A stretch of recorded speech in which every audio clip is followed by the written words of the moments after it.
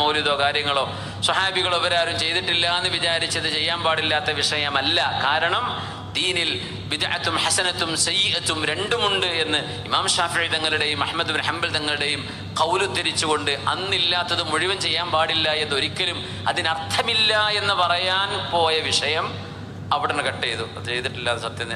കണ്ടില്ലേ, ഞങ്ങൾ പറഞ്ഞതല്ലേ സത്യത മൂല്യർ പറയുന്നു. എന്ത് ഫിത്തിനക്കാര് റബ്ബേ, എന്ത് ഫിത്തിനായി പറയേണ്ടത്. ഒരു കാര്യം പറയുന്നത് നമ്മൾ പറയുന്ന ആശയം മുഴുവൻ കേൾക്കാൻ അത് ഉപയോഗിക്കുകയാണെങ്കിൽ അത് മുഴുവൻ പറഞ്ഞു കേൾക്കാൻ നമുക്കൊരു അവകാശമല്ലേ. നമ്മൾ പറഞ്ഞ ആശയം അതല്ലല്ലോ. തങ്ങൾ സ്വഹാബത്തും ചെയ്തിട്ടില്ല എന്നാൽ പിന്നെ ചെയ്യണ്ടെന്നാണ് അവർ പറയാൻ പോകുന്നത്. തങ്ങളും സ്വഹാബത്തും ചെയ്യാത്ത എത്രയോ കാര്യം മുസ്ലിം ഉമ്മത്ത് ഇന്ന് ലോകത്ത് ചെയ്തുകൊണ്ടിരിക്കുന്നുണ്ട്.